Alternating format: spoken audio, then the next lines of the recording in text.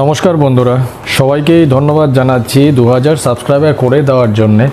আর আমাদের এই ডগ চ্যানেলটা ত্রিপুরাতে অবস্থিত, আমবাসা কুলাই বাজার।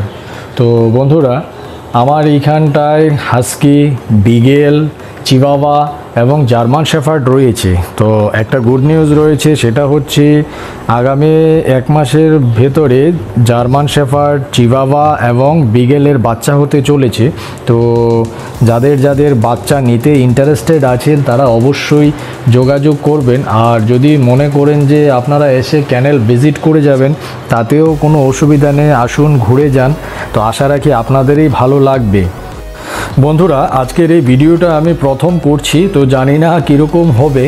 যদি আপনাদের কাছে ভিডিওটা ভালো লেগে থাকে বা ভালো লাগে, তাহলে অবশ্যই একটা কমেন্টসের মাধ্যমে জানাবেন। তো আমি ডে বাই ডে কিছু কিছু করে ইমপ্রুভ করার চেষ্টা করব, কেন জানি না এখন আপনাদের কাছে এই ভিডিও পছন্দ হবে কি না।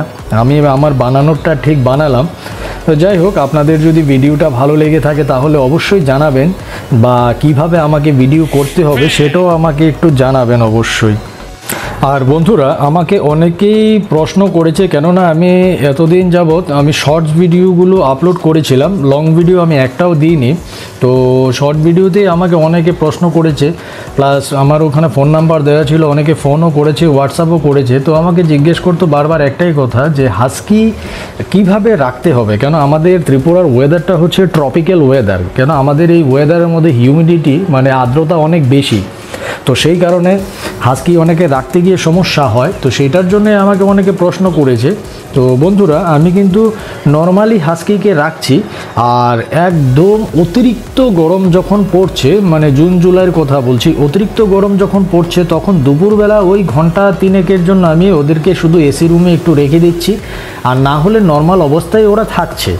তো আপনাদের ক্ষেত্রেও সেইটা প্রবলেম হবে বলে আমার মনে হয় না, কেন আপনি যেইভাবে ওকে অভ্যাস করাবেন সেইভাবেই ও থাকবে।